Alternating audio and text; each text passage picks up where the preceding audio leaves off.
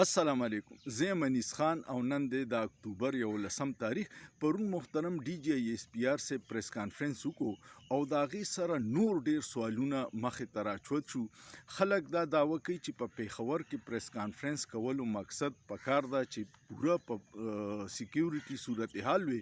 خو خلکو ته دا تاثر ملاو شو او تحریک انصاف هم دا دعوه کوي چې دا سیاسي کانفرنس سیواو د سکیورټي کمو او د هغې کې یو بنیادي وجه دلته کې چې کم تبدیلی را روانه ده هغې ته ریاست نه دی تیار.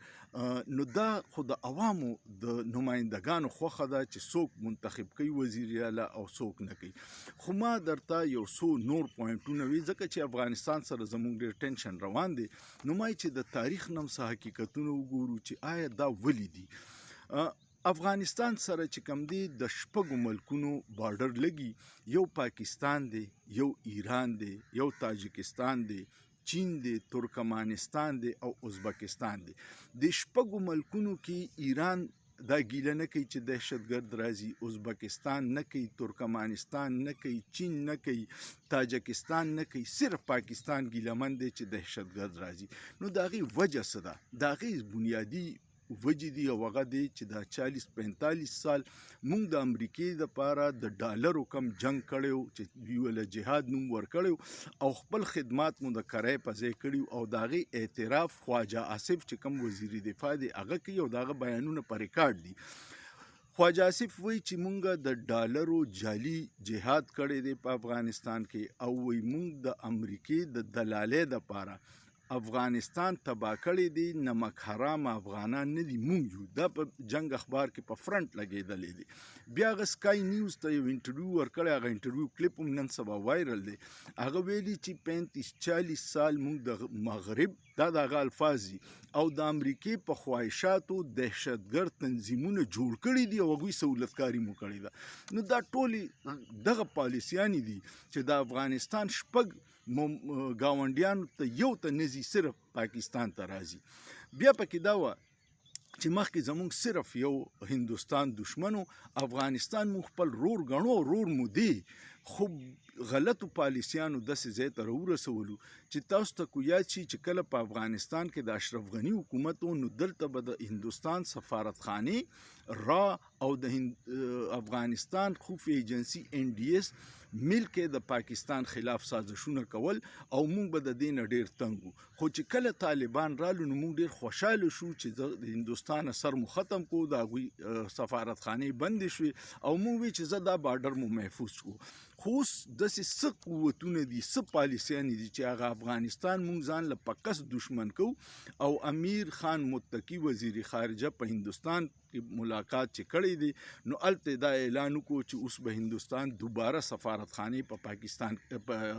افغانستان کې کولاوي. نو بیا به هغه شي. نو یو زمونږ دا بارډر محفوظ و خو مونږ خپل د پالیسیانو د لاسه هم ځان له دشمن کړو. بیا پکې یو خبره دا ده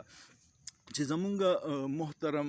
فیلډ مارشل عاصم منیر صاحب چې دی چې کله په غزا کې د امن معاهدې او مذاکراتو خبرې نو ټرمپ تعریفونه مونږ کوو، وزیر اعظم صاحب هم کوي، عاصم منیر صاحب هم کوي او هغلته مونږ چې د امریکې ضرورت د امن دی نو امن مذاکراتو ډیر زیات حمایت کوي او فوري د معاهدې تسلیمو. خو چې په افغانستان کې د ټرمپ ضرورت او د امریکې بګرام ایر بیس دی او دلته د هغوی جګړې تړلې دي نو دلته مونږ د مذاکراتو خبره نه کوو، د جګړې او د اپریشن خبرې کوو. نو مونږ چرې خپله پالیسي د پاکستان د مفاداتو جوړه نه کړه، همیشه د امریکې د مفادات وي. دا پکې یو غټه بدقسمتي ده. بل ډي جي ایس پی آر صاحب ووایي چې په صوبه کې ګورننس ډېر خراب دی. بالکل دا خبره صحیح ده، خو 40-45 سال دا صوبه دهشتګردۍ کې د ټول نه سیوا متاثره ده، د ټول نه شهادتونه سیوا دلته کې ورکړي شوي، انفراسټرکچر تباه شوی، ادارې تباه شوي، پولیس ډېر لوی قربانیانې ورکړي، فورسز ورکړي دي. نو لازماً به د ګورننس مسلې خو کو تاسو دا کمپیر کوئ د پنجاب او د له سند سره نو دا زیاتې دي ځکه چې پنجاب او سند دوه صوبو مل کې د کچې کې یو څو ډاکوان دي هغه نشي سمبالولی نو د هغوی ګورننس د کم طرفه ټیک شو بیا پکې تاسو دا وایي چې یاره دا سیاسي جماعت د وجې صوبه خرابه ده نو بلوچستان کې خو کمپلیټ د میلیټري اسټیبلیشمنټ هولډ دی ولته کې خو ممبران هم غریبانان ګوډاګیان دي هلته کې خو 77 سال راسې ټوټل زمونږ د فوج کنټرول دی هلته ورځ ورځ ولې حالات خراب دي څوک د ورځې نشي وتی نو د بلوچستان کې خو د دوی د حمایتیانو پارټیانو حکومت دی هلته ګورننس ولې دغسې دی بل د ټول نه اهم خبره دا ده چې د دې اپریشن خلک ولې بیانیه محترم ډي جی ایس پی آر صاحب وایي چې د بیانیې سپورټ نه کیږي د بیانیې سپورټ په خیبر پښتونخوا کې په دې نه کوي چې خلکو کې دا شعور راغلی چې دلته سم کیږي نو دا د بیروني قوتونو او د ډالرو معامله ده د معدنیاتو معامله ده چې کله زموږ ریاستي ادارې عوامو ته دا صحیح د خلوص پیغام ورکړي چې دا د ډالرو یا د معدنیاتو نه ده دا دلته کې زموږ د پاکستان د سلامتۍ ده او هغوی په اعتماد وکړي نو هله به داسې اپریشن حمایت کیږي او به کامیابیږي خو زموږ ټولې پالیسیانې چې مخکې موږ جوړې کړي نو د دقې ډالرو دپاره مو جوړې کړي اوس د معدنیاتو دپاره دي نو خلک ځکه پې د شک اظهار کوي بل چې پکې کله کولیټرل ډیمیج وشي یو ګوله چې په عام سیویلین پریوځي یو ماشومانو دا لاشونه ویډیوګانو خلک شیر کوي نو ته به ډېر لبی خوي زنانه پکې مړي شي د یو کال ماشومانې پکې نو هغه لاشونه چې ویلي دي نو خلک نفرت پیدا شي چې دهشتګرد خو هغوی دي مونږ خو نه یو په مونږ ولې دا کوئ نو کولیټرل ډیمیج چې کوم دی هغه نقصان کوي او بیا میډیا کنټرول ده هغه دغه عام خلکو ته د دهشتګرد لفظ وي او بیا دا ادارې لاړې شي هلته کې ورسره معاوضه ورکوي نو کو دهشتګردو تاسو معاوضه ولې ورکوله خو مطلب دا دی چې دا عام سیویلین شهیدان شوي نو دا ټولې خبرې داسې دي چې دا زمونږ د کمپلیکس صورتحال جوړوي چې څو پورې موږ د خلوص سره د پاکستان د مفاد پالیسیانې نه جوړلې موږ د مغرب او د امریکې د ډالرو د جنګونو نه یو راوتې دلته امن نشي راتلی بیا پکې ټول نه غټه خبره دا ده چې د سیاسي مینډیټ چې کوم دی ریاست صرف عوام دی فوج یو اداره ده عدلیه یو اداره ده بیوروکریسي یو اداره ده دا ټول ادارې دي ریاست صرف عوام دی او مالک هم عوام دی نو کو د عوامو دا فیصله ده چې په خیبر پښتونخوا کې مونږ وزیر اعلی بدلو نو اسټیبلیشمنټ او وفاقي حکومت د خلاف د دومره بیانونه او سازشونه ولې کوي دا خو د عوامو خوښه ده خو مسله دا ده چې ګنډاپور د اسټیبلیشمنټ خواهشات پوره کول او سهیل افریدي چې دی هغه به د عمران خان د نظریې او د صوبې د عوامو د مفاد فیصلې کوي چې اپریشن کې کم نقصانات دي یا ختمي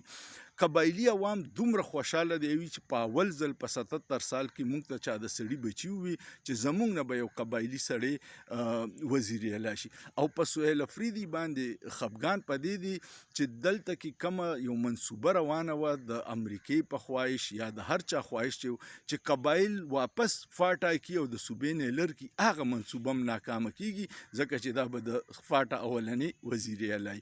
نو د هغه باره کې د سهیل افریدي د کمیټمنټ باره کې د پیښور یو صحافي دی لحاظ علي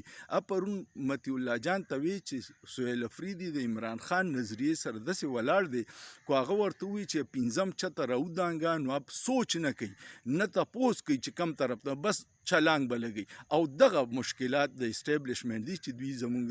هغه ته افرم کړو چې راشه ملاقات وکړه خو هغه ووی چې زه به اولنی ملاقات د عمران خان سره کوم چې اراله بیا اجازت راکړي نو تاسو سره وملاویږم نو دا ټول صورتحال چې دی خلک اوس د پریس کانفرنس ته د دفاعي نه سیوا سیاسي نظر باندې ګوري او کم ځای کې چې د عوامو اعتماد نه ګوره مونږ د عوامو د مینډیټ توهین په 71 کې په بنګال کې کړو ملک دوه ټوټې شو د خدای دپاره د عوامو له خپل اختیار او فیصلو ورکې چې هغوی څوک مقرروي دا د هغوی اختیار دی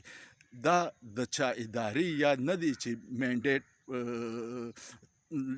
توړ مروړ کی او بل څوک مسلط کی چې کم له عوام مینډیټ نه دی ورکړي او دغه وجه ده چې وفاقي حکومت ناکامه په دې دی چې د عوام د مینډیټ توهین شوی دی امید لرم چې ویډیو به مو خوښه شي ویډیو کو مو خوښه شوه کمنټ وکړئ لایک کړئ شیر کړئ او سوچ پیو کې په سوچ کې څه ګناه نشته